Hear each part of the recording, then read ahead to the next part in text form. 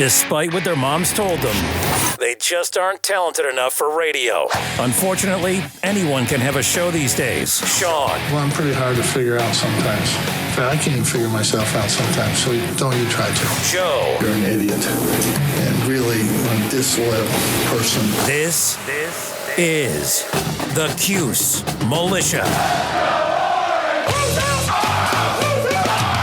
Now, those two unapologetically biased orange-blooded homers, Sean and Joe. It's the most bullshit thing I've seen in 30 years. Welcome, orange men and ladies. Happy Sunday. This is the Cuse Militia with Sean and Joe for the Believe Entertainment Network at Cuse Militia on the socials. Go there, join the militia live on X Spaces for the fan feedback segment of every post-game show. We are back, and we are pleasantly surprised, as all of you are. Maybe some of you aren't surprised, but nonetheless, Syracuse stuns Clemson yesterday, 34-21 in Death Valley, getting their first win there.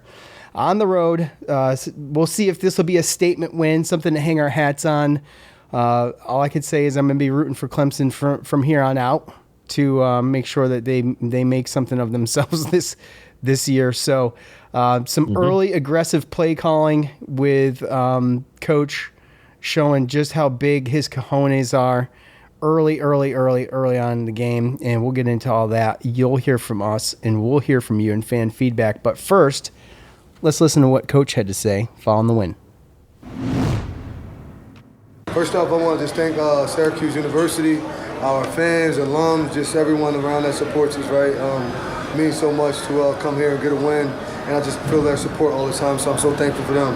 I want to thank us, Clemson, Coach Dabo, his staff, just the community here. We were welcomed with open arms coming in. I think he's a heck of a football coach. He does an amazing job.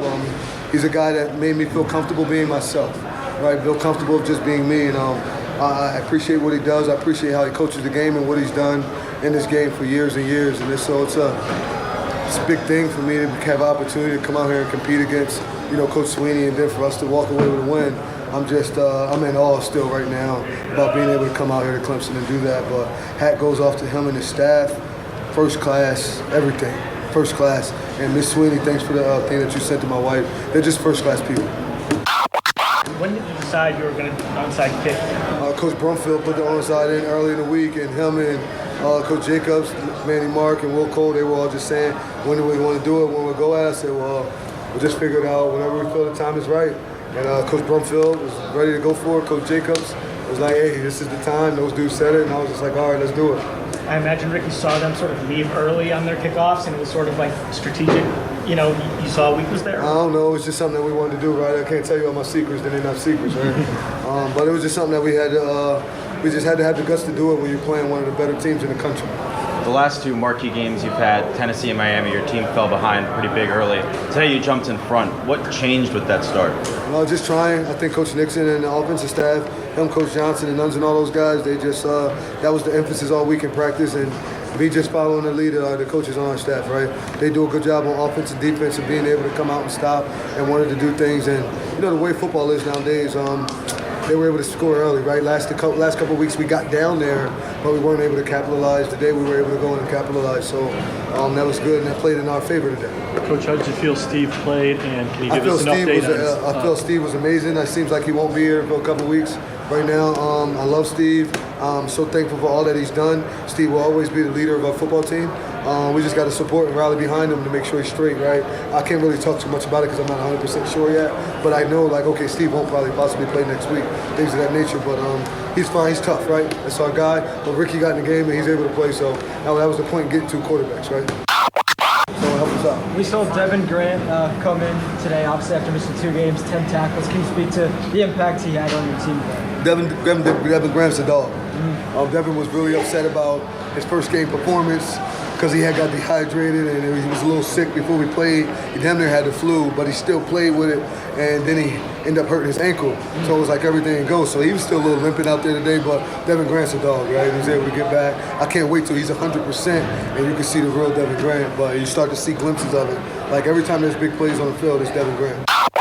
How did you keep your team focused during that long lightning delay at halftime, and what was the message coming out of the break? We were just having a wrestling match. I was in there wrestling with them and stuff. I was calling different guys out at the time. I went 7-4 during the radio. I was just calling different guys. I was wrestling. I got slammed twice. I'm messing with you. We were just chilling. We were just in there, just relaxing and chilling, just getting ready for the next piece of it. Yeah, just getting ready for when they say come on and play. Hey, I appreciate you guys. Y'all should come to Cuse tonight. We're going to party. Be safe.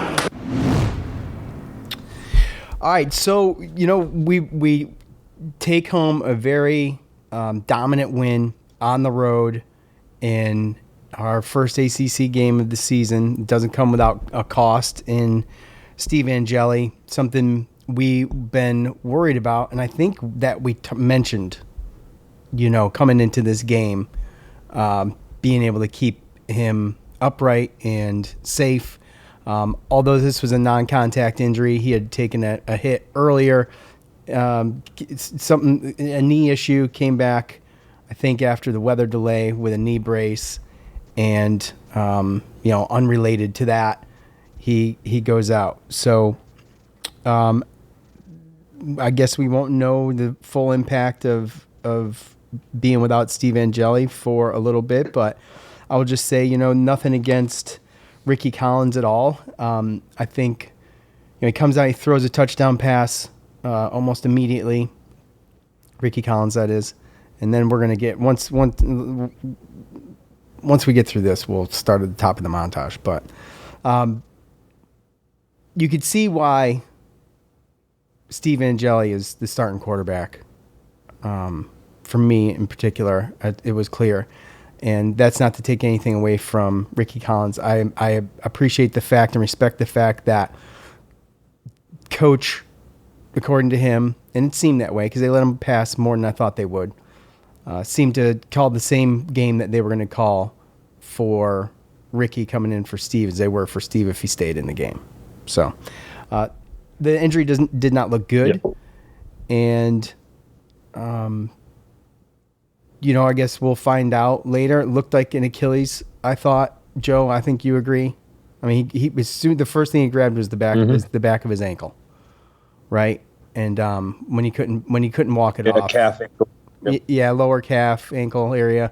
And when he couldn't walk off, I was like, yeah, this does not. I don't think this is good. So, thoughts? Yeah. That was difficult. Yesterday was a lot of ebbs and flows. I started to get excited. The game was taking forever with the weather delays and all that. I made sure that I wasn't going to show up in the same, same situation I did 6 years ago when we won. Great win. You slowed down during the weather delay? Yeah, went and did yard work. Yeah, that was 8 years ago, bro. So, 8 years ago. Yeah, it's crazy. But nonetheless, there's a lot of different, like I said, emotions and anxieties for a fan throughout that whole 5 hours and 45 minutes that we had to wait for that game to end. And obviously, there's just a big stain on this game because of that fact. And I know that you brought it up in the past about, the collateral damage that we sometimes get from playing Clemson. It seems like it happens more times than not when we play them close, we play them tough. There's this whole thing of, I think for a little while they were like, it's almost like a rivalry thing because Syracuse plays Clemson so tough. But what happens a lot of times is we end up losing a lot of guys for the season. And it's almost like, we digress after a game against Clemson, whether it's a win or a close game. And obviously losing Steve Angeli, it hurts. They just said he's going to be out for, a long time. To your point, when I talked to you yesterday, there's a lot of injuries that don't even need surgeries that can keep you out 2 months, right? And then that's pretty much the season. So it's unfortunate. You can tell. It doesn't mean that we can't still have a successful season. Obviously, they're going to still kind of call the same plays, the same games. They didn't want to get too conservative and just go run heavy and just try to, run the clock out. So thank God they didn't, because, it was getting a little close there at the end. And if we didn't throw and get that touchdown from Ricky Collins, then it would have been a lot closer. So too close for comfort. Yeah. Yeah. Way too close for comfort. So again, they game planned. They knew the plays that they were going into. Ricky Collins, I'm sure, was preparing to be the backup, which means he needs to know the game plan as well.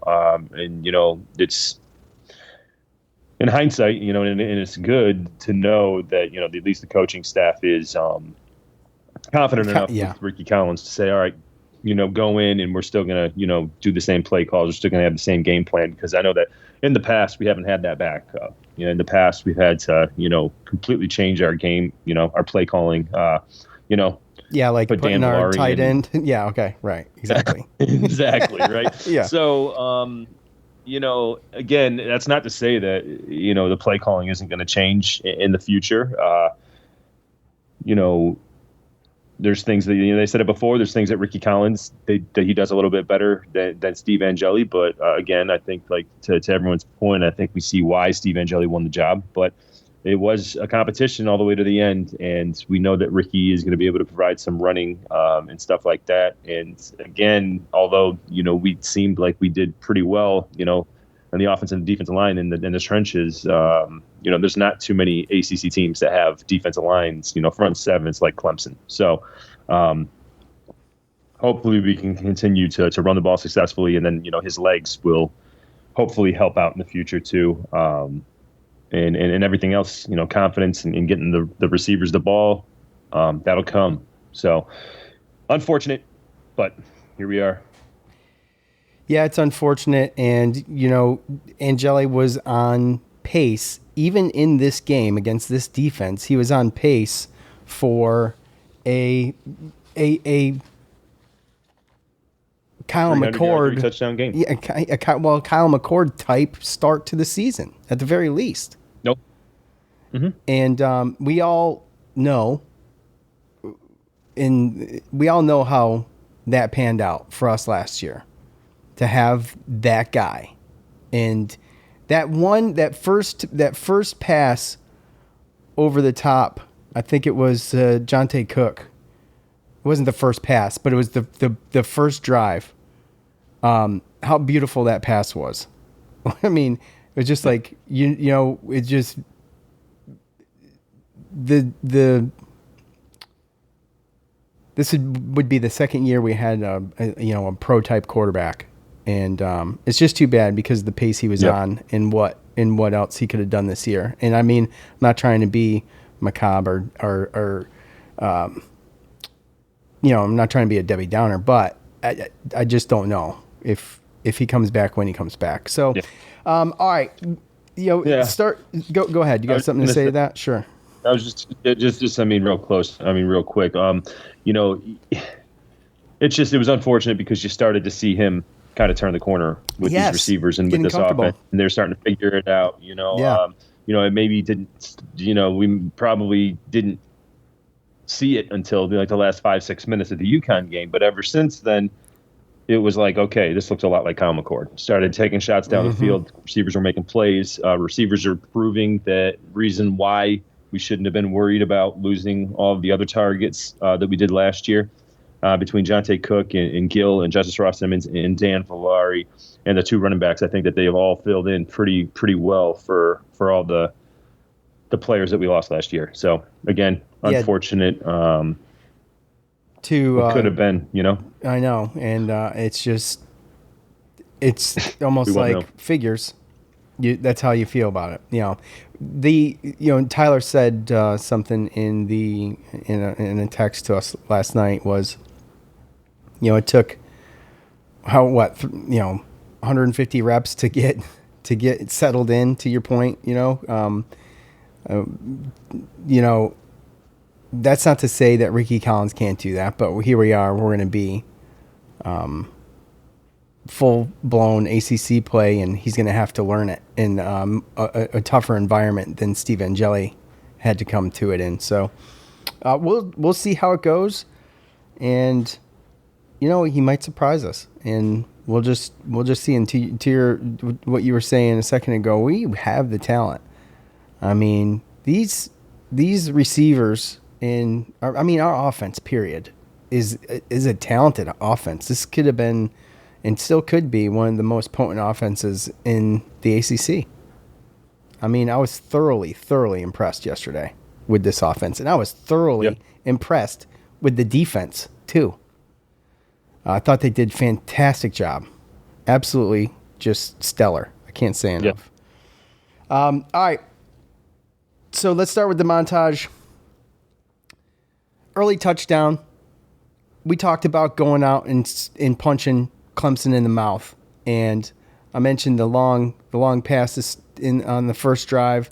They go down, they score a touchdown. And 4 minutes into this game, you're looking at an onside kick that was just perfectly executed. Not even sure why it took so long for them to determine that it was within the rules, and it went 10 yards and all that good stuff. But Clemson's immediately on their heels and just coming.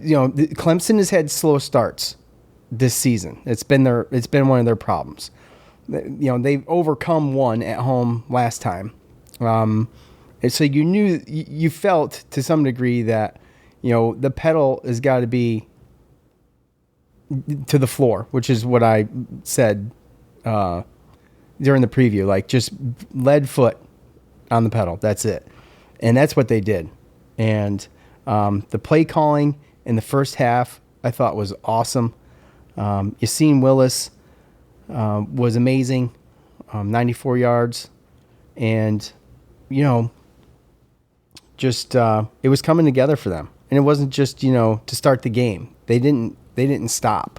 It was just, if Angeli stayed in that game and stayed healthy, I think it would have been much worse for Clemson, for sure. Oh, dude, yeah, absolutely. And then we did talk about that was, we knew that their fans and everybody were on edge as far as how Clemson, how they've been playing. And we knew that if we kind of punched them in the mouth and we came out and stopped a couple of offensive drives and put some points on the board, that we were going to hear the boo birds, and boy, did we. Yeah, that was sweet. And yes, very, very much so. And again, too, we talked about it yesterday, but, the balls to make that call right after you go in and score against Clemson. That if they don't get that and they give Clemson a short field and Clemson takes advantage of that and goes down and scores and ties the game, it probably changes the trajectory of the game. So, with that call and with the way that we went down and put points on the board early, and then just kept the pedal to the metal, man.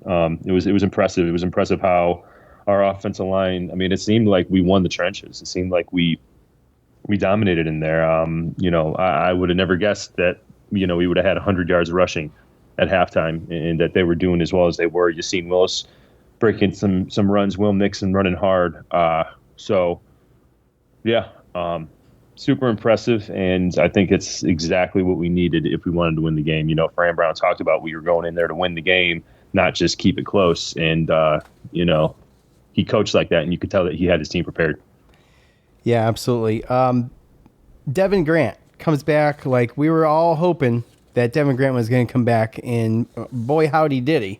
10 tackles, 8 of them solo. He had 2 of them for a loss and a pass deflected.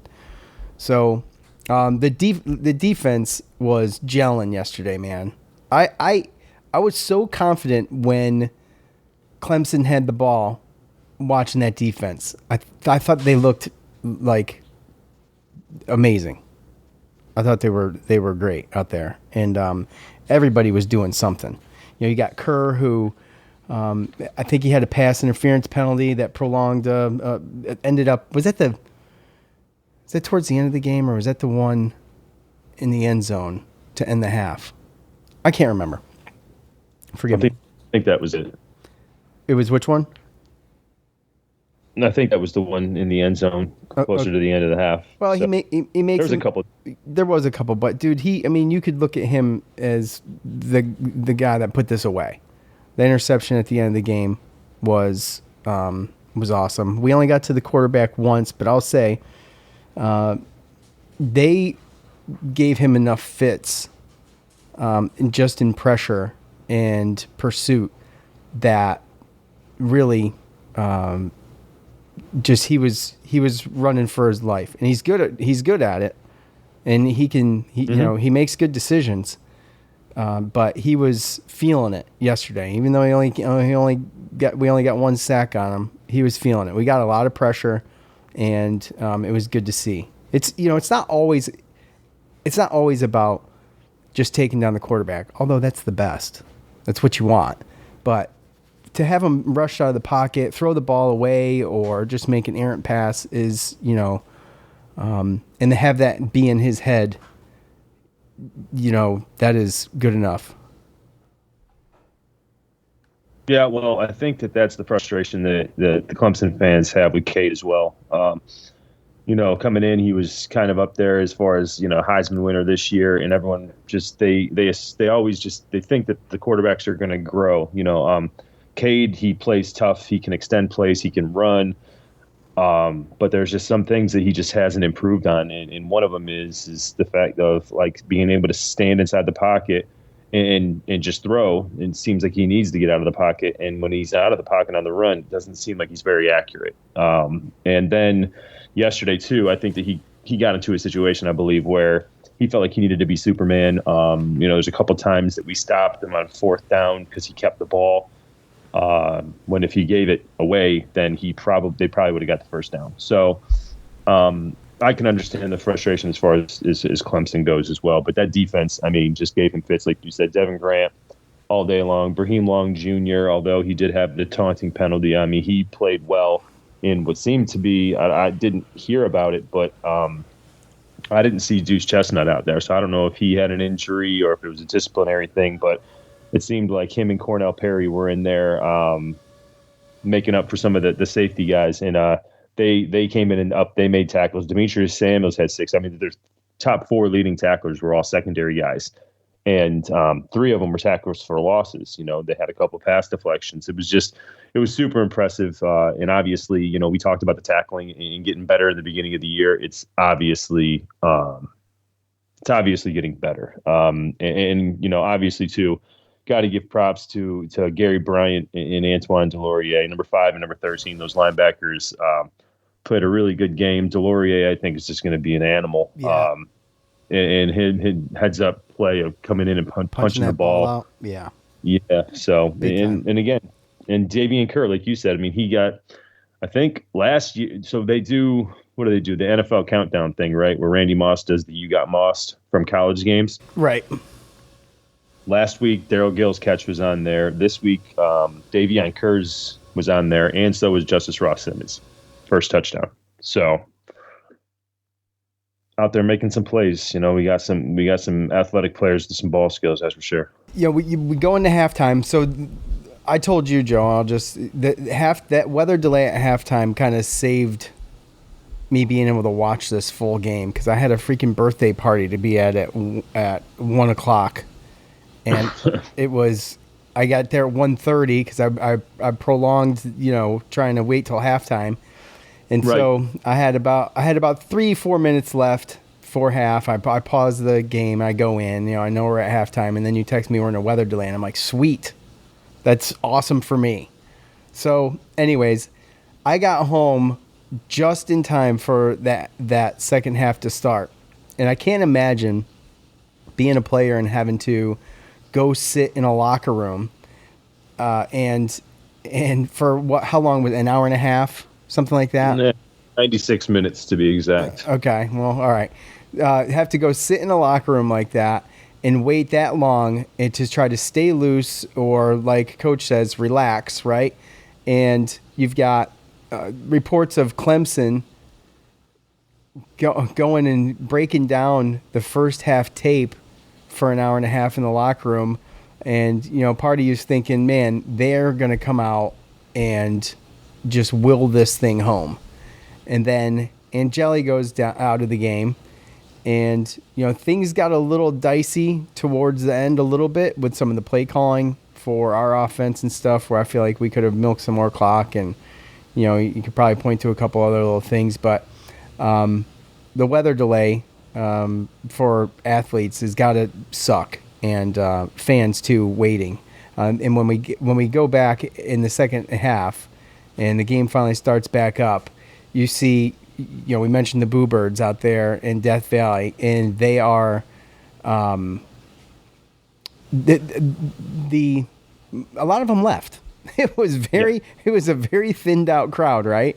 So, advantage us. But we did sustain that crowd through the first half, and I felt like our offense did an awesome job with it. But just a weird situation because it was sunny and beautiful out there the whole first half until like right at the end. They were showing some clouds right at the end of the first half. So anyway, worked out for me.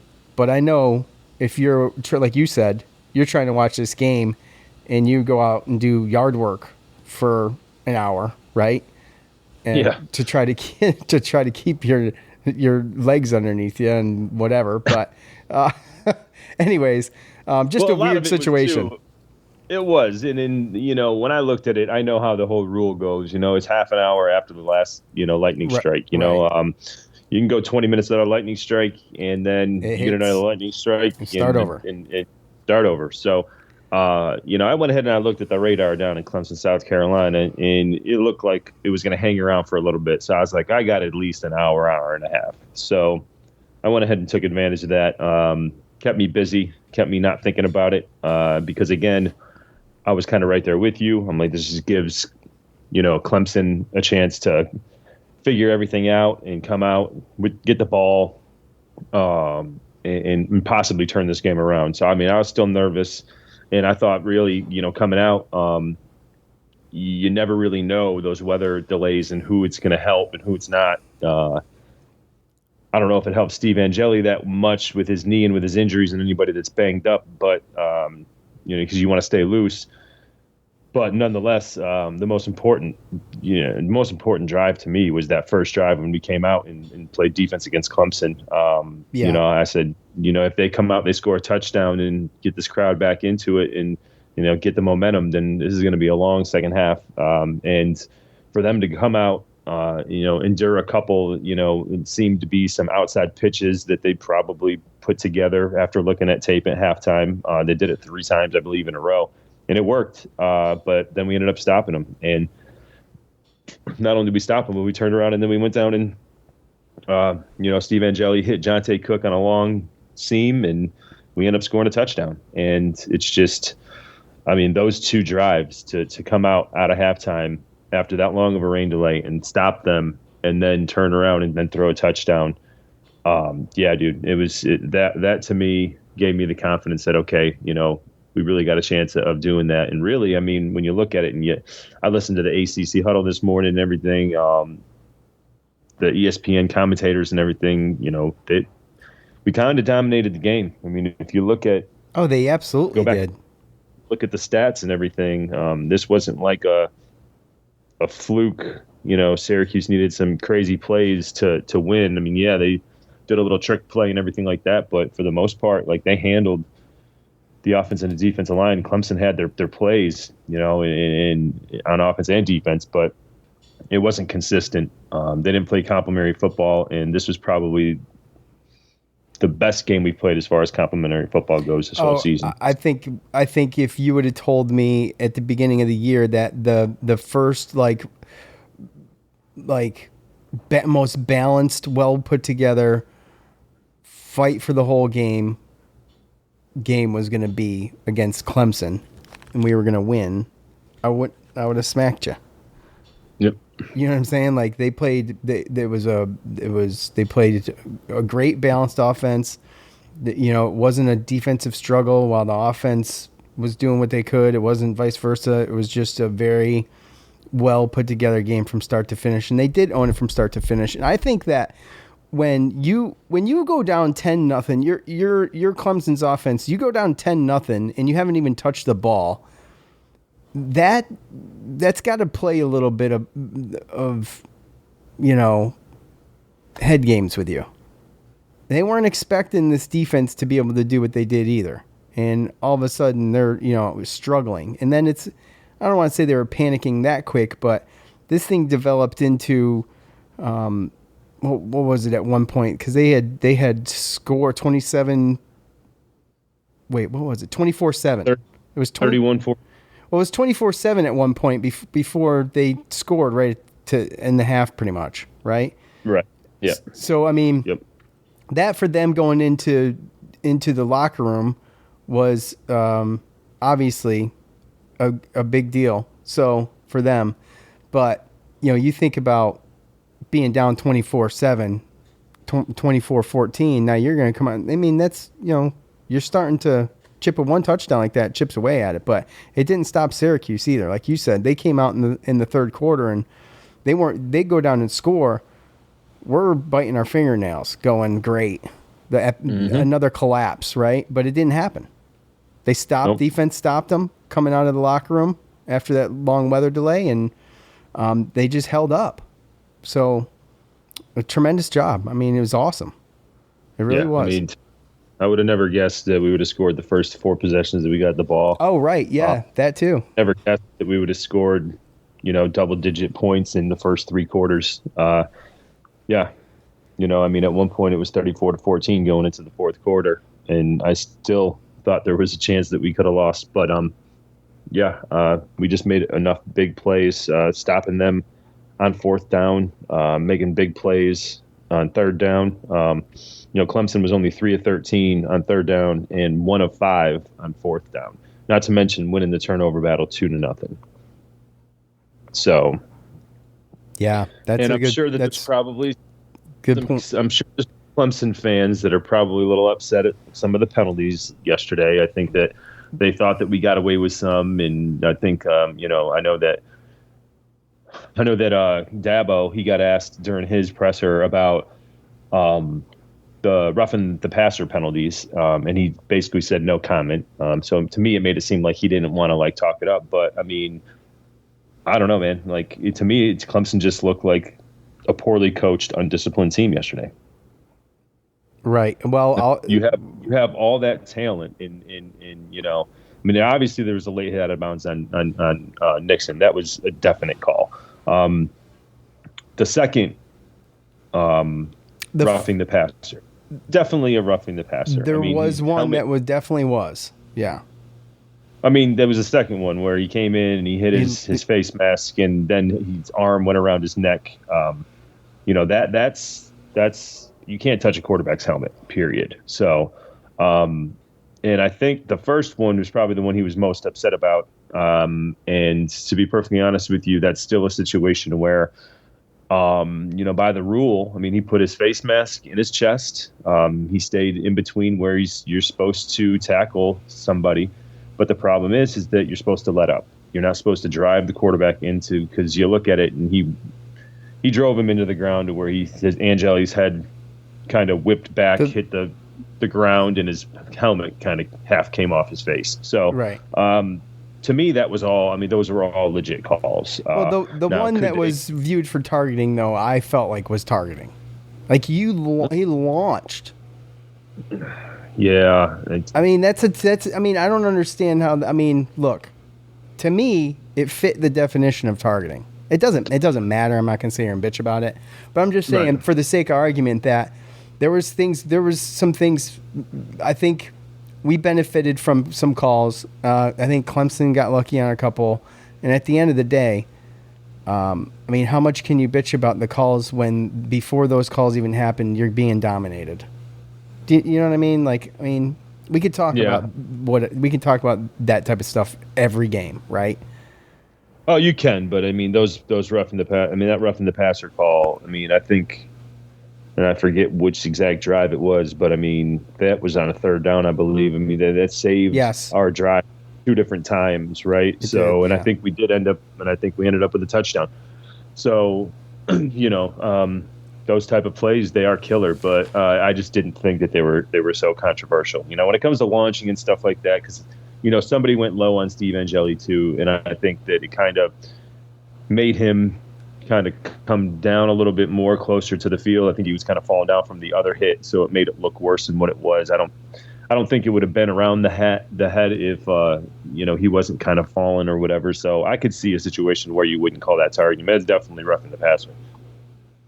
Yeah, without a doubt. So I don't know if you were on social media or anything. This is courtesy of Q Sports Talk. I saw it before that, but they added a clip to this. It's Cade Klubnik talking about the loss, right? So I'll stop it when I get to the spot. But Joe, I don't know if you heard this or not yet. Yeah, I mean, we were doing it really all throughout the game. You know, we were doing it all throughout the game. We were playing with tempo, and you know, props to them. They stopped us on some third downs and in certain times, and then you know they have an injury or something like that when we really got going. So you know, that's up to them if they want to be honest about that. Okay, so he does air quotes on that, right? They had an injury when, you know, we got... Look, dude, let me just say, I don't like that. I don't like it from any team, but let's be honest, man. Both teams do that stuff. Both teams do that stuff. And they did it too. Like, you're telling me there wasn't a spot where... I mean, I can remember them. And there was some in the fourth quarter. So, you know... They're trying to reel that in, these injuries, right? They're trying to reel them in, I think. But I don't believe that it's doing much. And it's rampant, and I agree. But as the leader of the team, like, you can't use that as an excuse for y'all getting outcoached and outplayed. I just think it's disappointing for an elite quarterback, and I'll do air fingers quotes, which I do believe Cade Klubnik is, by the way. It's disappointing for a guy of his caliber to go ahead and blame that. Now, I know that's a player and this is a coach, but if you remember a couple weeks ago, Coach had this to say. I didn't see Tennessee didn't get any flags for no injuries, nor did us. So I felt they played good football. You know, and that's after getting waxed. So, I mean, I just feel like Cade Klubnik is better than that. And, you know, if you want to, of course, there's going to be a little drama, and you know, everybody has their opinion on that. I just feel like he's better than that, and he should have just, as a leader, you know, taken the L with a little bit of dignity and just been like, you know, it's on us. We need to get better. That's what Dabo did. I mean, I didn't. You listened to his press conference, the whole thing. I didn't listen to the whole thing, but the first few minutes that I listened was him saying, you know, we got to get better, and you know, we've never really been in this position. We got some guys that are hurting back there. You know, they've got to get their stuff together. And like I said, we got to be big Clemson fans for the rest of the year, because we don't want this win to be all for naught, right? Yeah. You don't want this win. You want to be able to hang your hat on this win at the end of the year and hopefully get others, but you want to be able to have something to be proud of. And if Clemson is just going to fold every game, then that's not going to do us any justice, and we lose our quarterback in the process, right? So, yeah. Anyways. Yeah, it depends on how bad they want to, you know. Like I said, they get a bye week, and then they play against North Carolina, you know. So, again, it's just, does he completely lose the locker room, right? Is it a situation they can't come back from? You know, realistically, when you look at it, we're 3-1. Georgia Tech's 4-0. Tennessee's LSU's 3-0, or 4-0. I think they won last night. So, you know, they have 3 losses, but they are to 3 teams with a combined 11-1 record. You know, LSU we know is a good team. Georgia Tech, I think we all know is. I mean, I don't know if they're going to make the ACC championship game, but I think they're going to be right up there, barring any big injuries to their quarterback. And then again, I don't know where we'll end up, but I think that with Steve Angeli and with the way, you know, that we had been seeing us grow and getting better, and we saw it last year, that at this point I have all the faith in the world in Fran Brown and that coaching staff that, you know, with Steve Angeli coaching up and getting better every day to every week. That the sky was the limit for this team. I don't know how good we would have been, right? So, and how good we can still be. So we still don't even really know where we're at. But you know, there is a chance that Clemson is not. I mean, everyone sees 1-3, but I feel like there's a lot of teams with that. If they had Clemson's record, they'd be 1-3 right now too. So maybe a down year, but it doesn't mean that they're not a good team. And to your point about Cade Klubnik, yeah, you got to do better than that. You're using little excuses, and there was some questions he couldn't even answer, almost because he probably knows the truth, but it's all internal, so he really couldn't talk about it and about the struggles of the offense and why they can't score points. I mean, we held them to 21, so they still haven't scored 30 points this year in any game. So again, you're the leader. You made some bad decisions, whether we had an injury or not. You made some bad decisions on fourth down that didn't allow your drives to go forward, and it had nothing to do with defensive linemen getting a cramp. And at the same time, too, you're talking, fourth quarter, you had an hour and a half break. It's probably, mid-80s, almost 90 down there. It's not far out of the, realm of possibility that those big guys, when you're going to up-tempo like that they get a cramp. Right. And like I said, there's people faking injuries out there. The crowd booed at one point, right? So, I mean, I understand all that. I do. But if my quarterback takes the podium and they start talking about, faking injuries, that would make me cringe as a fan. You know what I mean? Yeah. There's other things I feel like a quarterback can say that are legit, complaints or whatever, maybe about calls or something like that. But to go to the fake and injury route, and that's why people do it. It's because no one's ever going to know the truth, right? And do you want to be the guy that complains about someone getting injured? Or whatever, you know what I'm saying? It's just, right. It's one of those things that's like, most people aren't going to touch that. But anyways, we move on. All right. I think it's time to hear from you.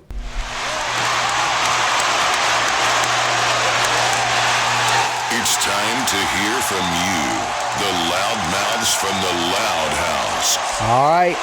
It's that time. You all know what to do. We ask for your thoughts on the game. You leave them. We talk about them here.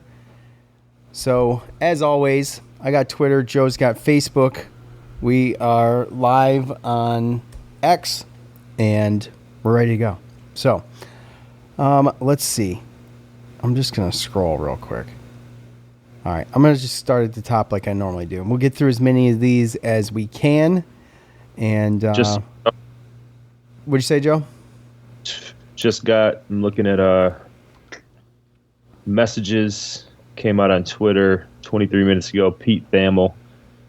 Sources say Syracuse quarterback Steve Angeli will be out the remainder of the year, and MRI has revealed he tore his Achilles in Syracuse's win at Clemson. He expects to have 2 more years of eligibility as he expects to qualify for medical redshirt this year. Okay, well, some good news and some bad news.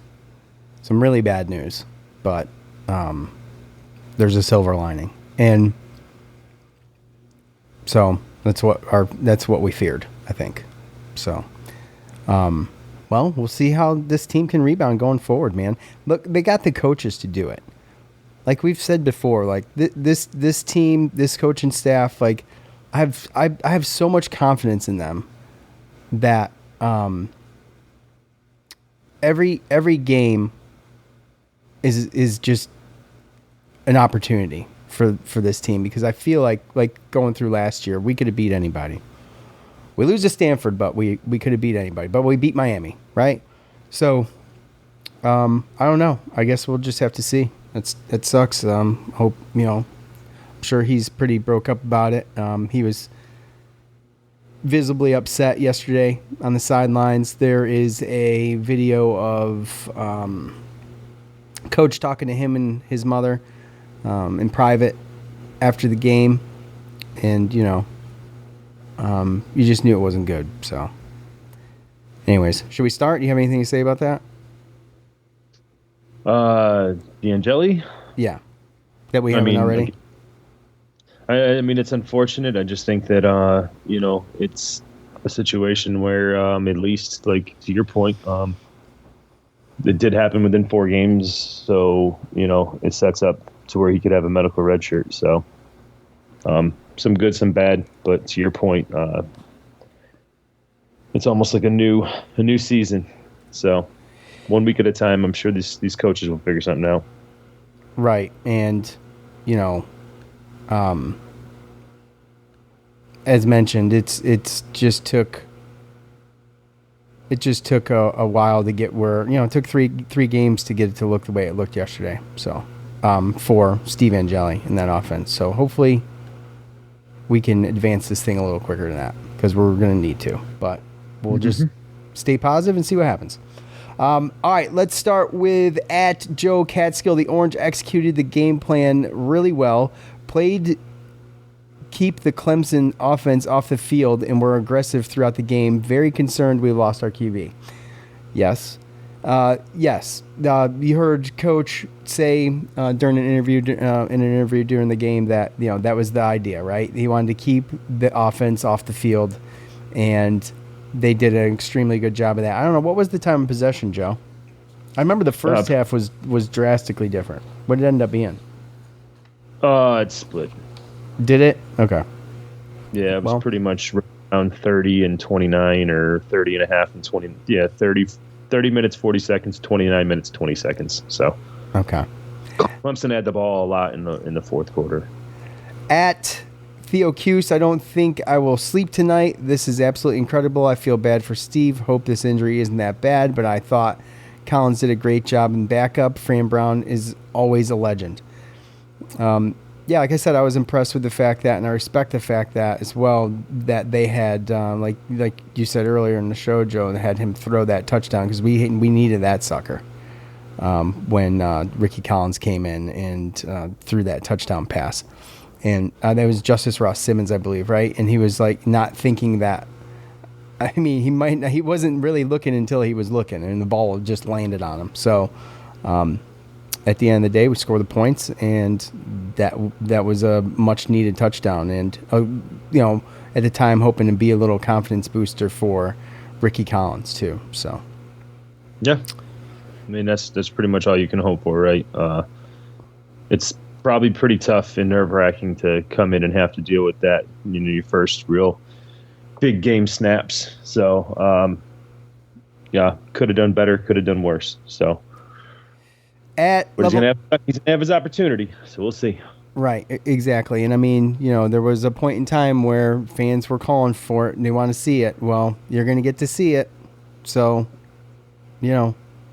careful for what you wish for, I guess. And not saying he's going to do bad. I'm just saying we had a good thing going with Steve Angeli, and I just for his sake, just hope that he can heal up quick. And like we said, if he's going to get 2 years of eligibility back, that's the silver lining for us. At Level Up Luke, we are so back in F Clemson fans, so entitled, worst in the ACC outside of Florida. Yeah. Like I said, hopefully it's a game we can hang our hat on. So we will see. Root for Clemson. At JC Maycott, good to finally beat Clemson, but a very bittersweet win. Yeah. And the first time in Death Valley, which is a big deal. It was a big deal to me yesterday. That's what I was most proud of, to just go in there and finally get the monkey off your back and win there. And and like to your point, you've mentioned it before. We've talked about it before. You mentioned it earlier today. The fact that we have played Clemson close and lost some close ones. We've gotten our ass kicked too, but we've been known since being in the ACC to give Clemson a little bit of a fit. So it was only a matter of time. At Cuse Alum 44, great win. Hope Angeli is okay. We had players and depth. We have players in depth. Ricky will lead us if he's the guy moving forward. He can do this. Fran has a plan. Yeah, that's what I'm excited to see, is that, what do we do to try to build this around Ricky Collins without turning this into a Dan Villari under center show, right? Like nobody wants that.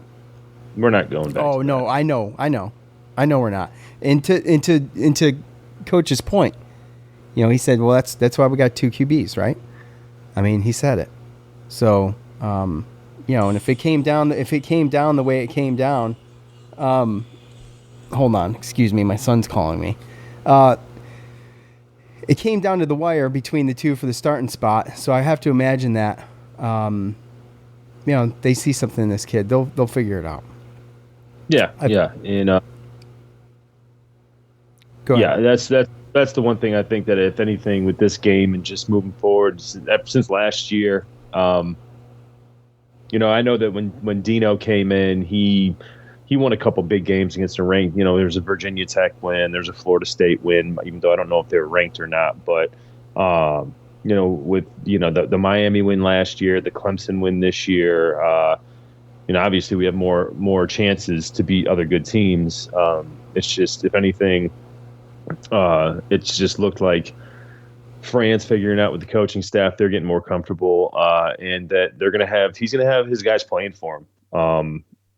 They're going to come out, they're going to play. No one's going to be as tough as them. They're going to play. They're not going to back down. And to be perfectly honest with you, the other thing that it showed me yesterday was, our athletes on our team look just different. Just after 2 years, they just look different.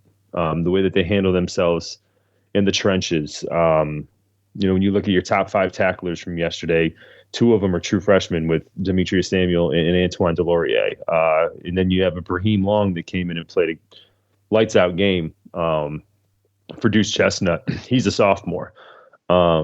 Chris Peel, sophomore. So you see these guys, Yassine Willis, sophomore.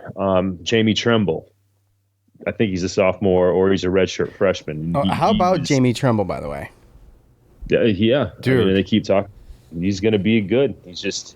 That's not where he played. He came in as a tight end. His brother plays tight end in the NFL. And, he recruits athletes and then he gets them in the positions that they're supposed to be to where it's going to make them the best chance to play in the NFL. And that's just what I've seen. Yesterday, yes, we've had some close games against Clemson and some things, but it had to do with, sometimes we had to, a lot of it was, let's be honest, Clemson injury, a Clemson quarterback goes down or something like that. But yesterday it actually looked like our players matched up with their players. It's just the athletes look different.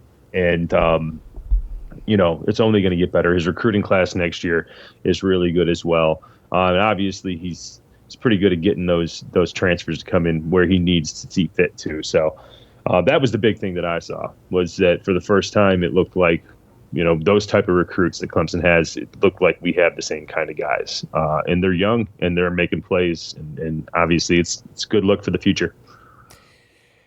Yeah, I totally agree. We talk about keeping these teams together, though, right? Money's going to be offered to some of these people. Is Syracuse going to be able to keep up with it? Talk about, Steve Angeli getting a medical red shirt, right? I mean, I really hope we could get him for another 2 years, but do we?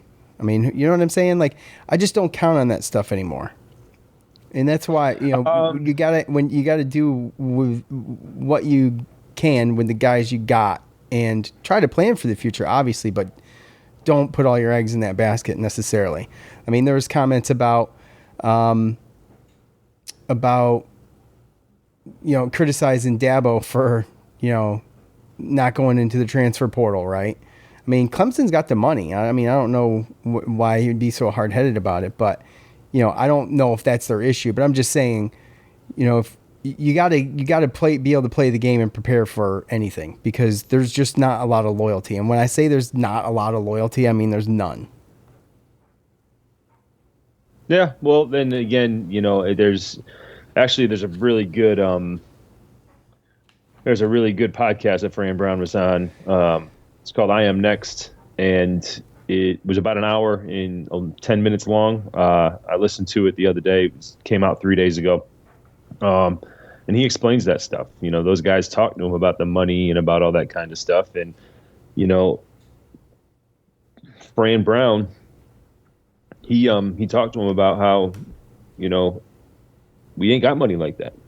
He told some stories. He told a story about Murad Watson for Texas. Well, he went to Texas, and they were talking about, teams coming and taking people. And he's like, hey, man, he's like, I'm all for the kid. He's like, I have a relationship with that kid. If they're going to give him that much of a bag, though, then go get your bag, right? Like, and he even told the story about how he kind of went back and forth when Texas offered him this, and he went back and forth. It was almost like he was given the Texas coaches, like, oh, that's not going to be enough. That's not going to be enough. And actually kind of went back to where he actually got more money from Murad Watson to go there and play, just by telling the coaches, oh, you're going to need more than that. You're going to need. So, I mean, I don't even think he took the first offer. And again, he still has a relationship with these guys. So he's not going to force players to come to Syracuse or stay at Syracuse. He wants them to come. He explains how he runs things and how it's all relationship based. And, someone like a Steve Angeli, who from Jersey, good relationship with him and the other coaches. I just don't see him going anywhere. He came here. We gave him an opportunity. We saw what he can do. And there's no doubt in my mind that Fran's going to tell that man that, hey, go do what you need to do, get right, get surgery. And you're going to have a good chance of being the starter next year. Now, will Ricky Collins come out and show out and have a chance to maybe win the job again next year? Maybe. But Fran, he's never really going to tell somebody that you're definitely going to play here. You're going to have to earn it. And it's just funny too, because I don't know if you noticed this, but at the end of the game, when Fran was going to get interviewed on the field, there was Clemson three different players came up to him. Three different players that came up to him, and most likely it's a situation where they know him from. They were all defensive players. He was at Georgia just 2 years ago, so I'm sure he was recruiting these guys.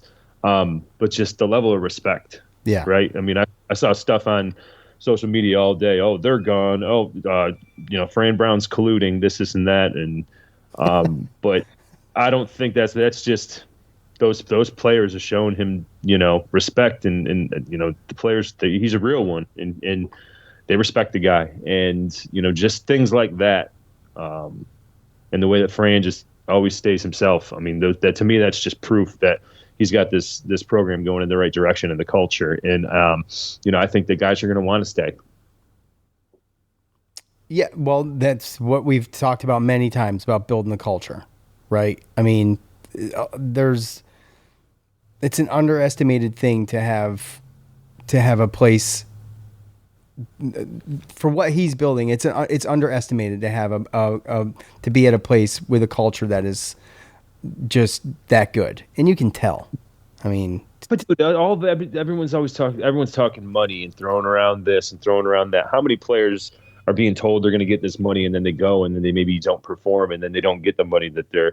I mean, there's a lot of sleazy, lying things going on between a lot of different. It's just a sleazy just. Oh, the whole thing's sleazy. It was sleazy before. I mean, it's just right. So at the end of the day, for me, you can't blame the kids if, there's a rule out there to where they can leave and go somewhere and they can go get money, because nowadays, you talk about their loyalty and everything like that. Like, I mean, being truthful and honest, and being able to trust like that to me is the biggest thing. Like, these kids, they don't feel like they can trust anybody. So they do what they feel is right for them, and they chase the money. And when it comes to Fran, I think that people figure out really, really quick that guy's somebody that you can trust, and he's 100% honest, whether you like what he says or not. Yeah, absolutely. I mean, it's just the world we live in. I mean, the only point I was trying to make is that we would love, obviously, to keep this team together and watch it develop. It's just not the way that it trends. You hope to not have to worry about that because of the trust that you have in your coach and stuff like that. But I mean, it is what it is. I don't blame a kid for chasing money either. I just think it sucks. I mean, oh yeah. I mean, I just think that it's ruining college sports. I mean, that's how I feel about it. It's ruining it. It's difficult to keep up with. It's like you said, there's a lot of sleazy stuff going on. These kids aren't getting what they're promised. You got a bunch of people who are out for themselves with it. And I'm not talking about players. I'm talking about the people who are, behind the scenes making these promises. It's dirty. It's a grimy thing. And it does prevent loyalty, because as soon as the dollar signs flash in front of you, if you can make more money, then go ahead. And I don't blame them. I don't. But that's where we're at, and I think it sucks. At Oil Cuse, my documented prediction of 34-24 Cuse. So yeah, boy. Hell effing yeah. What was y'all's prediction? I knew this was coming up. The D stepped up. Nasty AF Joe can go eat a ketchup hot dog in celebration. So I thought there would be more of these, but it's my first time. This is the first one I'm seeing. But yeah, we did not pick Syracuse to win this game. In fact, did I have? I had them covering, but 31-17 was my score. So, yeah. I think I was close, but it was opposite. Yeah, you were really close, except for you picked Syracuse, or you picked Clemson, not Syracuse. But hey, man, like I said, happy to be wrong. No issues Absolutely. with that at all. At Matt Sherman 52, I'm sorry, Fran. I thought we would win by a field goal. Dude, what a win. Dart is on the map. Yes. What do you got going on Facebook? How many did you get? 6? 8. Ooh. Wow. Yeah, but there's a lot of just, big win on the road, great program win, great job. Love the win, hate the injury. And 5 are out of the way right there. Amazing win, let's go Orange. There's 6. So the only 2 that was more than a sentence was Richard. Syracuse won every phase of this game from kickoff to final horn. A 17-point dog. Prognosticators and analysts should start having some respect for the Cuse. So that was one, which again, I'm right there with you at that point. At this point, I think that Fran Brown's becoming, and again, that's another thing that I saw a lot of on Twitter this morning, but a lot of other fans from college football and other, and the commentator, Fran Brown's becoming a big name as far as head coaches. Everyone who knew the games and knew from Georgia, his recruiting and all that, that's all fine and dandy, but there's a lot of people that it's like, he's Clemson's next coach. He's Florida's next coach. He's Arkansas's next coach. Like, he's gonna be amazing in the next team that he goes to. There's a lot of that going on yesterday after that. So, yeah. Yeah. I don't know. That's all, realistic conversations, Yeah, very fair. So, yeah. Let's see. Our buddy Nadal, defense was lit. Can ride this to 4 or 5 more wins easily. I've watched the video where Angeli get hurt. It's not clear to me that it was an ACL or anything. So let's pray. Well, we know what it is now, unfortunately. I love the optimism, and I would have loved it yesterday. But we know where we're at. Yep. We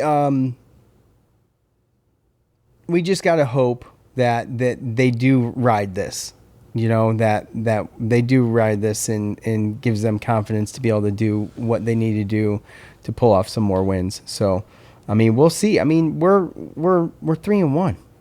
That's pretty good right now. Thinking and looking at this schedule, like we talked about in the previous show, I was thinking we're going to be 2-2 at this point. And we're 3-1, so we're in a good place. We're just one game at a time, right? Oh yeah. So, Tim at Tim Abbott 44 was at the game, and Syracuse just kicked their ass flat out. Was amazing to see. Fran has a good team. At David Super Dave. How about those almost spot on predictions for myself and at OL Cuse?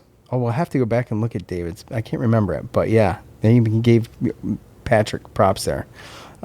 Very disappointed in that those 2 unapologetically unbiased homers did not make that homer pick last Tuesday. Okay, so I'm corrected. We did get called out again. Yep, that's fair. We deserve it. I'll take it.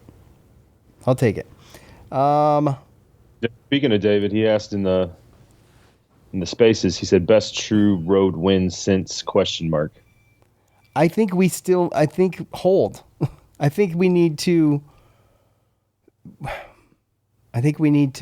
wait and see. Huh? I think what he's asking is like, this is the best road win since, like, what was the last best road win that we had, or a good road win? I think is what he's asking, you know? Well, Joe, I mean, I can't think of one. So I guess maybe that's the point, right? Yeah. I think there was, I want to say we beat Notre Dame at Notre Dame a little while ago. I mean, a long while ago. Yeah, well, that wasn't any time recent. No, that was Doug Marrone. Okay. All right. Well, I mean, it's been a minute since going on the road and being able to do that. And there's been a lot of, well, I mean, I don't know.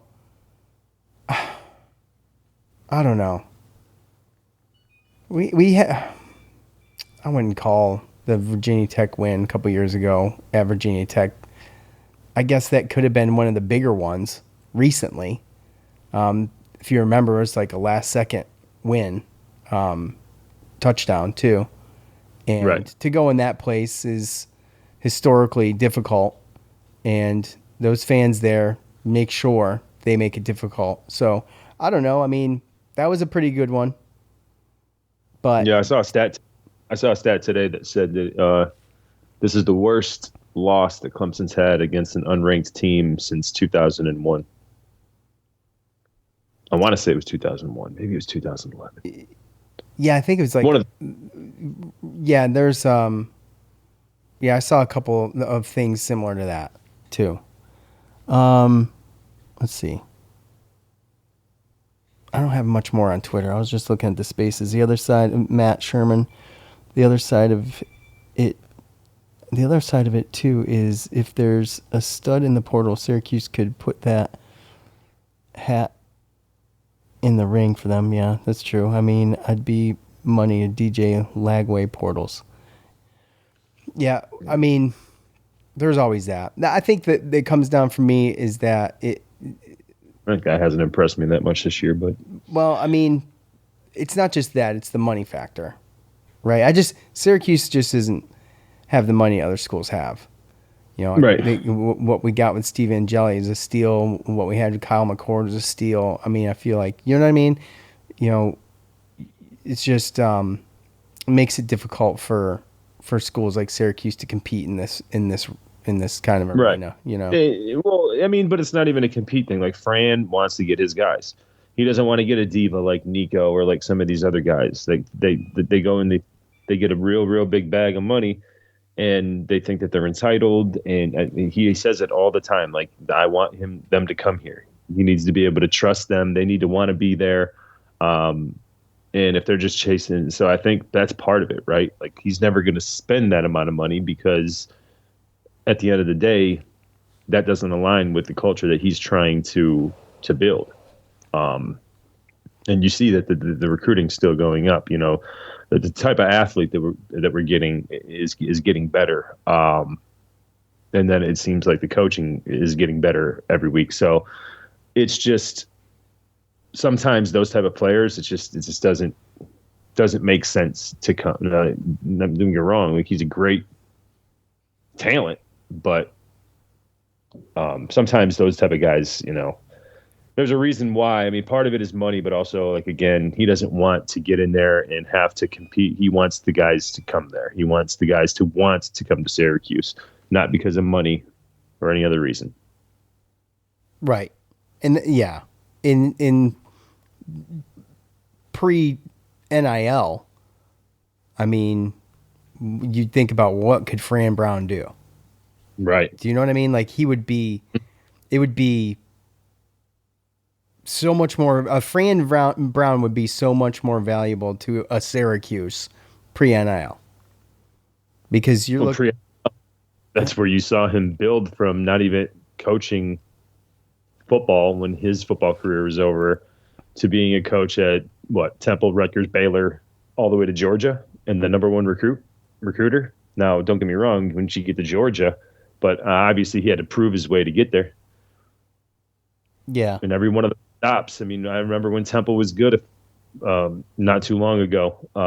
They had some good teams that were ranked, and he was on that roster as far as a coach. Baylor, when he was there with Jeff Nixon as offensive coordinator, they were really good. So it seems like everywhere that he's gone, he's gotten the players to make those teams better. And now he's just got to figure out a way to do it. And if he can do it in the NIL era, then that just proves even more of just what type of coach and what type of a guy he is as far as what he's building, what he's building. By the way, Matt Sherman says 2007 Syracuse beat Louisville at Louisville 38-35. Despite Louisville scoring 21 points in the fourth quarter, Syracuse scoring 7. So, yeah, that's a good pull. I liked it. Okay. Our buddy Tyler wants to talk. Tyler, speak or forever hold yourself. All right. Well, first of all, I can't believe all you guys are doing is talking money the day after we literally buried the boogeyman. But just remember, next year we're going to a revenue sharing model, which basically balances out the money. And so I wouldn't get too caught up on the money whole situation. Again, we literally just got done putting the dirt on the Dabo grave. So we can probably cool it on who's going to be here next year. Yeah. Secondarily, think back to the beginning of the season and the schedule that was, daunting us, quote unquote. SMU no longer ranked, Notre Dame no longer ranked, Clemson no longer ranked. How are you guys feeling about the record going forward? I mean, I feel good. I guess for me, I just want to see what happens next week. Yeah, fair enough. I think, and also too, to your point, not even with those games, Tyler, but even the other teams, right? I mean, we had no idea. We were talking about, are we going to lose to North Carolina at home or Boston College at home? Also true. You know what I mean? So even the rest of the home games to me look very winnable. Let alone some of the other away games now where, like you said, teams aren't really playing up to what the beginning of the expectations were in the beginning of the season. Yeah. I mean, does Bill Belichick suck? Well, what's going on there? Ugh. It kind of does.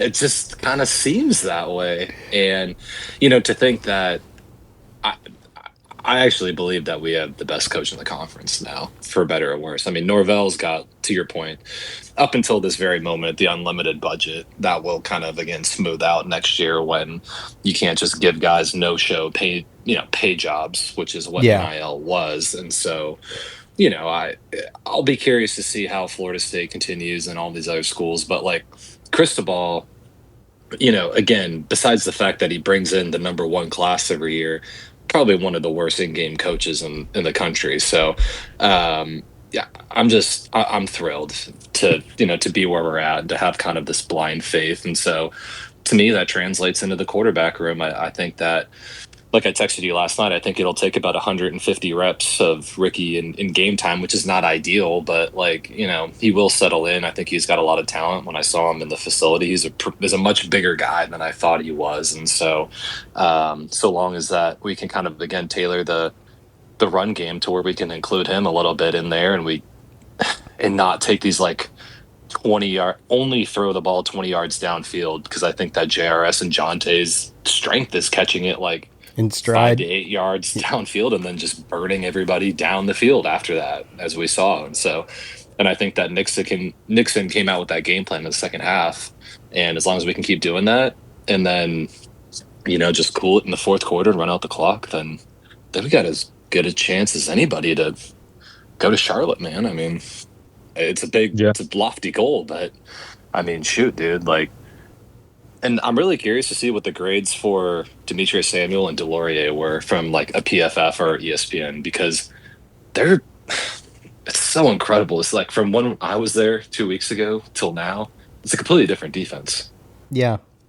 Yeah, I was going to actually ask you that, Tyler, when you hopped on, how impressive was that? I mean, what did you think that the defense would have been able to pull off a showing like that, even considering, Deuce Chestnut not playing? I mean, did that surprise you? That was the biggest surprise for me yesterday, I believe. Yeah, me too. To me, the Chris Peel has been unbelievable. We don't talk about him enough. He was like kind of last year's Cinco Clark, where if we didn't have that guy, our defense would be like literally the worst in the country. Now, I think that Chris Peel allowed Demetrius to kind of grow up on the job. And then we got Devin Grant back yesterday, and Devin Grant's my favorite player on the team, maybe him and Yasin Willis. And like we saw how special of a player Devin Grant is and how brutal it is to not have him out there at the same time. Because like all the like little side to side jet sweeps that UConn did would have been blown up for losses if we had Devin Grant in that game. And you can see why, because he tackles every wide receiver screen 2 yards in the backfield. Not only that, but like destroys them in the backfield.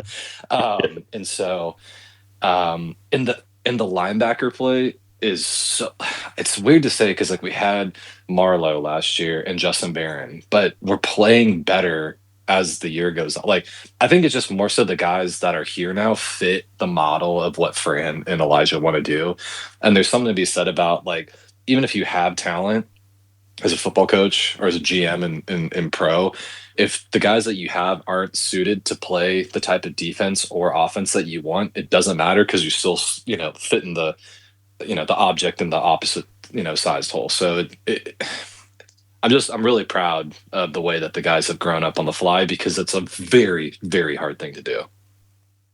Yeah. And we spoke about that too earlier, Tyler, when we were talking about this, just yesterday, just really this season, but even just yesterday against Clemson, knowing the type of athletes that they have. It just looked like the first time in a long time where the athletes that Fran is getting is starting to look a lot like those type of teams athletes, right? Like, I mean, you spoke about Demetrius Samuels is a true freshman, kid 17, right? Delorier, even though he doesn't look like a true freshman, the way he plays. Brahim Long, 0 yesterday. He played a great game. He's a sophomore. Chris Peel, sophomore. I mean, some of the main guys, that's, obviously you have Bryant, the linebacker, Devin Grant, Chestnut, some of the interior guys. But of course, like, we got those young guys, and it just seems like the type of athlete that he's recruiting and getting here is getting closer to the Clemsons and the bigger schools. For sure. And yesterday was crazy. Even Davion Kerr's interception. He's a true sophomore. Yeah. That was a great play. So, overall yesterday, I mean, the defense to me surprised me. And if that defense is going to show up like that every week from here on out, then whether it's Angeli or Ricky Collins in the backfield, as far as our quarterback, I like our chances to compete in that game. Yeah, couldn't agree more. And I think too, like after talking to the GM a little bit, Tommy, at practice when I was there, they do have the money thing figured out with the younger guys. Like, I heard Sean mention earlier, like Clemson obviously has the money, but they don't pay the guys in the portal because they pay the recruits out of high school to come in and be those guys and then, matriculate up into seniors at the program. And I think that that's where the model's going to go moving forward, is they're going to give these like guaranteed multi-deal contracts to guys like, the 5-star Calvin Russell that's coming in and the guys that are the Cam Wilsons that are down in Florida. But what I think is going to happen, a lot of these older guys that are getting paid like a Devin Grant, whoever, when they leave, all that money is going to be repurposed into keeping the guys that we have in the program. And so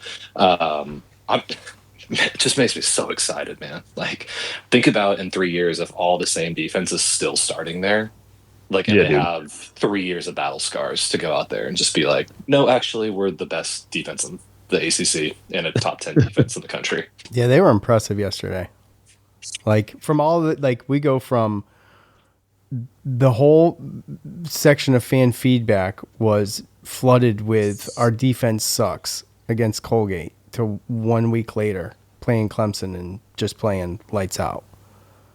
And I mean, Clemson struggled to score this year, but still, I mean, you got 5-stars all over the field on both sides of the ball. And, I mean, they did more than just hold their own. It was excellent. It was exciting. Yeah, I mean, for 3 quarters, they couldn't really move the ball. Yeah, I mean, there were some big 4th down stops, too, in the 4th quarter. So yeah, and the Jamie Trimble covering 2 guys at once on defense, I was like crying. That was so beautiful. The Such a great play. Yeah. And then you see Dabo, because I was showing my wife like how that play, and she's like doesn't care because I'm such a nerd about this stuff, and she's like, yeah, like see how this guy. And then you just see Dabo mouthing, "Just pitch the ball, idiot." And I'm like, that's all I wanted to see. Yep, I saw that. I guess Tyler, one more thing before you go. Any fear of losing Fran Brown to another school? No, because I think that would be the biggest investment. Even if we don't pay the players, we'll pay the coach. I know that's a, and I wouldn't like. I know you guys like everybody's like fearful about how much money we have coming in, but the more conversations I have with the people that have the money, the more I'm confident that it's not actually a real problem. We just didn't start spending any of the money until like a year ago. That's the bigger issue. Yeah. Well, right. Yeah. We just didn't ask for it, or we didn't use it. I don't know what that was about. Well, and for whatever reason, they thought that they didn't need to, or it was that that was not.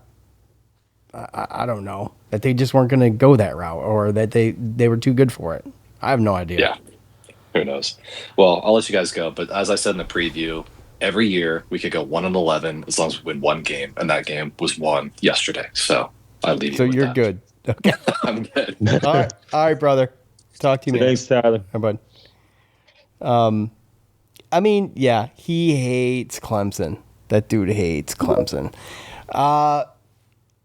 Luke, you're connected. Speak now. Or hey, what's up, boys? What's up, man? I know now I got to unmute as soon as I get up on the speaker thing. Yeah, I was at the game yesterday. It was quite an experience. I was trying to think, that might be the biggest win I've seen live for Syracuse, and it was on the road. Just incredible game. I mean, the rain delay was wild, but like the stands were empty after that. Yeah. So I feel like that neutralized a lot of that home field advantage. And Mike from Twitter was there, Uncle Mike. So we actually just organically met up at the beer line. We were both in line, and it was like, oh, holy shit, I know you. So yeah, what do you guys think? Because Steve's out. I mean, Ricky Collins, we got Luke Carney. What do you think the rest of the season is going to look like for us? Because it seems like it's up in the air at the moment. I mean, it's hard to tell, I think. But it's funny because we've been waiting all year to gauge this team. And it took to get into Clemson to really know what I feel like we had in this team. And now our team leader, our captain, is out for the rest of the year. So we're going to have to recalibrate. I'm back to question marks. So, I mean, I don't even think – I mean, we're going to have a good idea after the Duke game of what's going on. But to Tyler's point, and he brought this up last night, it took Angeli 150 reps, and he wasn't playing other than Tennessee, it wasn't, high-powered defenses. You know what I'm saying? So it does take time to get settled in. And Ricky Collins, I'm just hoping that it happens a little quicker, but that there's going to be a learning curve there. The thing about Steve Angeli that I feel like is underrated is his decision making. And I haven't we haven't been able to really experience Ricky Collins' decision making. And not to compare, but to just make a point that I felt like Steve Angeli and Kyle McCord, like I feel comfortable with them throwing the ball, and we have a little PTSD of that, I think, as Syracuse football fans, and it just gives those two guys just gave me the confidence, and now we've got to just see what Ricky has, and we'll go from there. But there's no doubt that I think that this coaching staff will. They'll be able to figure something out. They'll figure something out. Ricky Collins is a talented guy. They're going to be able to figure it out. Just how long is it going to take? Yeah, and I was talking with a lot of Syracuse fans that mostly live in the Southeast now. But I mean, I guess there were a few that traveled. But I was just talking with a lot of Syracuse fans at the game, and the one thing I kept hearing, and the one thing that I feel too, is like this team just feels different, and it's got to be the Fran Brown effect. Like, I'm excited. It's entertaining. The storylines are out there. We're getting a lot more national media coverage. We're starting to get recognized, and it's a good feeling, man. It feels so nice to, get that recognition that other people are seeing what we're seeing, that this team is putting up numbers. We're leading the nation in passing. Fran Brown goes viral all the time for the things he's saying about recruiting and making the team run after the game. All that stuff, the culture, the atmosphere, it's not just us. Everybody else is seeing it too. So it's great vibes, except for, obviously Steve. I hope he gets better quickly. And, potentially we have 2 years of Steve Angeli after this. So it's maybe cold comfort, but it's something. Yeah, I agree. I mean, it's the silver lining of what what he's dealing with. So, yeah. Yeah. I mean, I think it's definitely the Fran Brown effect, right? Again, going viral. It's hard to ignore a guy with, like you said, the things he says, but not only that, but his actions, his actions match his words. He shows up, his team shows up and plays for him. They're prepared. They change their culture with the dart mentality, and you can see it. And again, to Tyler's point, that he's probably going to carry over into the quarterback room, and they're going to figure something out. Jeff Nix is a good coach. He's going to figure something out as far as an offensive coordinator and a way to figure this out.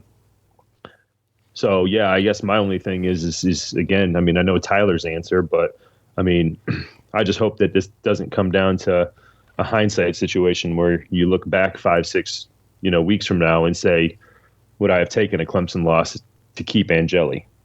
I don't know, but something tells me that.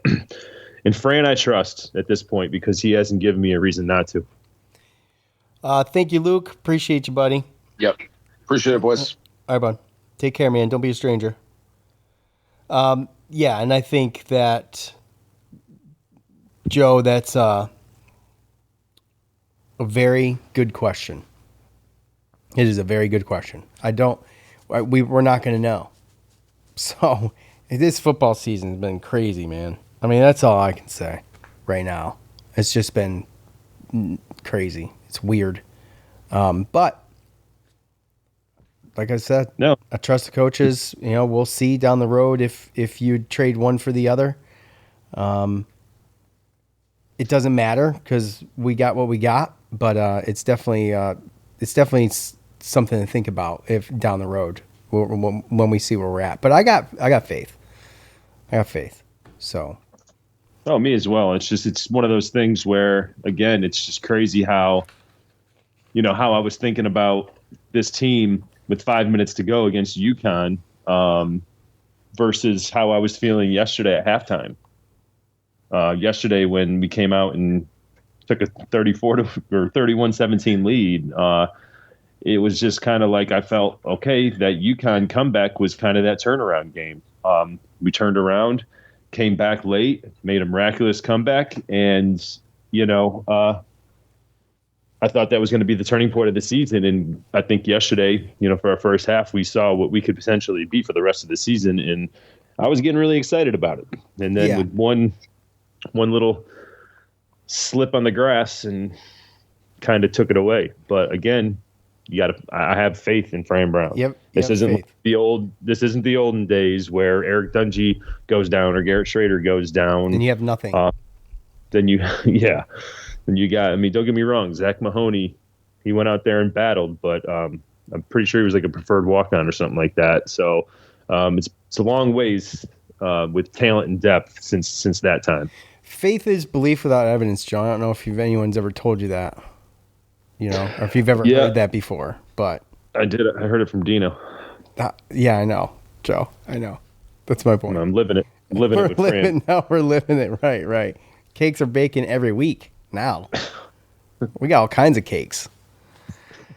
Okay. Think that's it. We do what?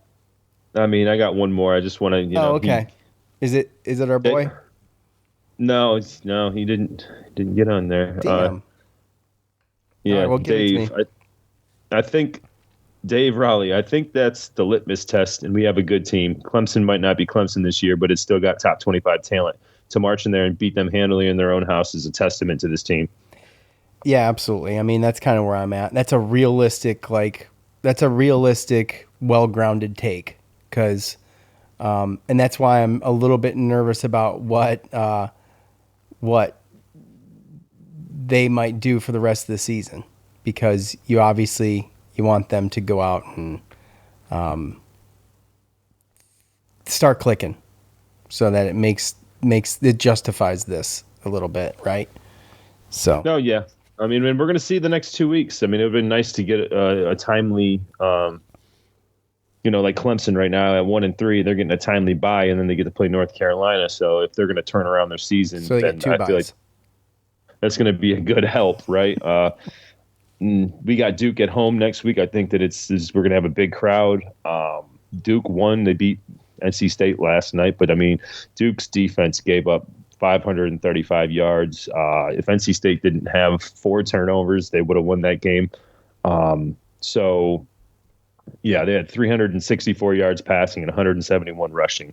But also Duke has Darian Mensah, quarterback, who's pretty good. So their offense seems to be pretty good. Defense, not so much. And then we have SMU at SMU. And I know that they're 2-2. They're not ranked anymore, but their losses are to Baylor and TCU, in-state Texas, old rivals. So I think we're still going to be – the next 2 games aren't going to be cupcakes. So we're going to kind of see where this team is. We're going to see where it lies and see how much it's actually just been Angeli, or if it's just been everybody else at the whole team just playing complimentary football. Yep, just rally around your quarterback. Just next man up and see what happens. Get them prepared, and we'll roll with it. All right. Look, if you're still listening, an hour and 34 minutes later, we appreciate you. Thanks, everybody out in the spaces. Had a nice little crowd there. Appreciate you guys. Don't be afraid to jump in when you're in there. Good win. Awesome win. I hope Steve recovers quick. We'll be back here Tuesday. Talk about Duke. For Joe, I'm Sean. We're out. Peace.